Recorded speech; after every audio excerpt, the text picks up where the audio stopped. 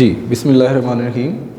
So dear student, हमने Doppler effect के दो केस पढ़ लिए थे, केस 1 और केस 2। केस 1 के अंदर ये था कि जो ऑब्ज़र्वर है वो मूव करता है सोर्स की तरफ और उसकी फ्रीक्वेंसी जो है वो इंक्रीज़ हो जाती है, जबकि केस 2 के अंदर था कि ऑब्ज़र्वर जो है वो अब सोर्स से दूर जा रहा है, तो इट्स मीन उसकी फ्रीक्वेंसी क्या हो जाएगी, कम हो जाएगी। अब हमारे पास केस 3 है।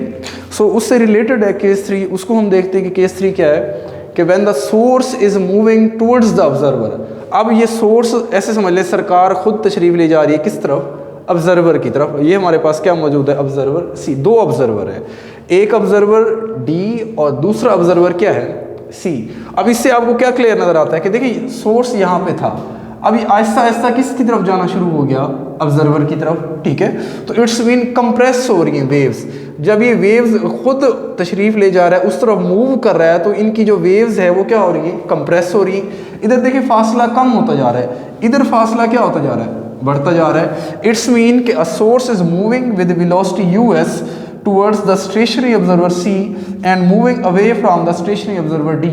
दो बातें होगी कि जब ये सोर्स C की तरफ जाता है उसके तो करीब हो रहा है, लेकिन D के क्या हो रहा है, दूर होता जा रहा है। इट्स मीन जिसके करीब हो रहा है उसकी फ्रीक्वेंसी क्या हो जाएगी, इंक्रीज, और जिससे दूर जा रहा है उसकी फ्रीक्वेंसी क्या होगी, डिक्रीज, ठीक है। सो अब देखें, जब इसने यहाँ से मूव किया, इसके अंदर नंबर ऑफ वेव्स तो सेम रहेंगी, वेव्स जितनी बन रही थी ना, वेव्स तो सेम है, लेकिन फासला जो है वो क्या हो गया, कंप्रेस हो गया, ठीक है, कंप्रेशन हो गई है वेव्स की। जैसे हमने पढ़ा था कंप्रेशन रेयरफेक्शन, इधर रेयरफेक्शन होगी और इधर क्या होगी, कंप्रेशन।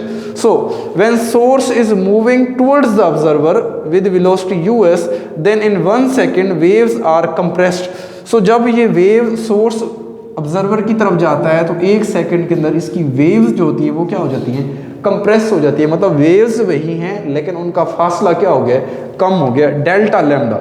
इसको बोलते हैं डॉपलर शिफ्ट। जो वेवलेंथ डिक्रीज हुई है, चेंज हुई है, उसको बोलते हैं डेल्टा लैम्डा।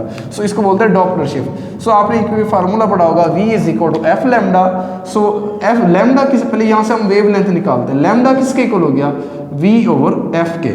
सो इसी फार्मूले को देखते हुए रीअरेंज करें, लैम्डा जो है, डेल्टा लैम्डा जो चेंज हुई है, अब इसकी जो सोर्स की वेलोसिटी है वो क्या है, यूएस, और उसकी फ्रीक्वेंसी क्या होगी, एफ। सो ये तो होगी हमारे पास डॉपलर शिफ्ट हो गया कि वेव्स ने जो है ऑब्जर्वर की तरफ मूव किया है और उसकी वेवलेंथ कम हो गई है, चेंज हो गई है, डेल्टा लैम्डा। अब हमने क्या करना है, अब आसान सा टॉपिक है आगे कि वेवलेंथ निकालनी है ऑब्जर्वर सी की और फिर निकालनी है वेवलेंथ ऑब्जर्वर डी की। सो बात आपने ये मेमोराइज रखना है। पहले तो हम इसकी वेवलेंथ निकालेंगे लैम्डा सी की, फिर किसकी वेवलेंथ निकालेंगे, lambda D wavelength of observer. जब वेवलेंथ निकल आएगी फिर हम इसकी निकालेंगे frequency of observer C and frequency of observer D. So उसके लिए पहले हम दोनों केसेस के अंदर पहले लैम्डा सी निकालते हैं, फिर क्या निकालते हैं, लैम्डा डी। अब लैम्डा सी निकालते हैं, वेवलेंथ फॉर ऑब्जर्वर सी, क्योंकि ये सी के करीब जा रहा है, जगह कम हो रही है, उसकी एक्चुअल वेवलेंथ कम हो रही है। कितनी कम हो रही है, माइनस, जो कम होती है इट्स मीन सब्ट्रैक्ट हो रही है, डेल्टा लैम्डा। अब आप इसमें वैल्यूज पुट करें, आपके पास एक जनरल इक्वेशन बन गई, wavelength for lambda C. So lambda C is equal to, lambda की वैल्यू क्या है हमारे पास, V ओवर एफ पुट कर दी, डेल्टा लैम्डा की क्या है, US ओवर एफ हमने पुट कर दी। अब आपने इसका एलसीएम लेना है, नीचे वाली वैल्यू सेम है एफ की, सो ऊपर वाली वैल्यू भी क्या आ जाएगी, सेम आ जाएगी। सो लैम्डा सी जो है वो हमारे पास बन गया है U minus V minus US over F. अब लैम्डा सी निकाली, अब हम निकालते हैं लैम्डा डी, जैसे हमने जिक्र किया था, वेवलेंथ सी और फिर वेवलेंथ डी। सी में तो वेवलेंथ कम हो रही है, क्योंकि ये इधर जा रहा है तो इसकी वेवलेंथ बढ़ रही है, सो ऐड हो रही है, increase. Lambda D is equal to, C में माइनस हो रही थी लेकिन डी के अंदर क्या हो रही है, ऐड हो रही है। So lambda D is equal to lambda plus delta lambda. Value put करें, लैम्डा की वैल्यू और डेल्टा लैम्डा की वैल्यू, यहाँ पर प्लस हो रहा है, एलसीएम लेंगे, नीचे वाली वैल्यू सेम है तो ऊपर वाली वैल्यू भी क्या आ जाएगी, सेम आ जाएगी। So lambda D is equal to V plus US over F. So ये वेवलेंथ आ गई डी की। अब हमने दो बातें क्लियर कर ली, लैम्डा सी भी निकाल लिया और लैम्डा डी भी निकाल लिया। अब निकालते हैं एफ सी और एफ डी।